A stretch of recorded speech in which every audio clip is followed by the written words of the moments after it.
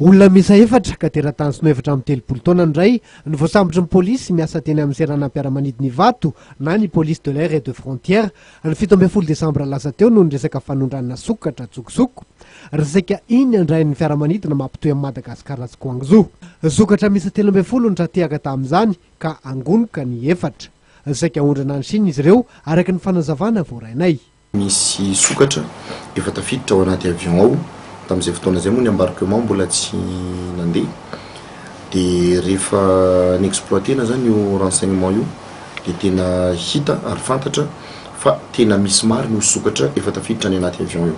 dia teo moa zany nanao ny procédure rehetrarehetra zahay niakarana tany anatin'ny avion dia rehefa nijerena tany dia hita marina fa efa misy sokatra efa tafiditra ao ambany seza dia teo zany no nanaovana ny fakanan'ireo sokatra reo dia nanomboka ny fitadiavana an'le olona hoe izy ansaika hitondrana io ahoana ny fandehany rehetrarehetra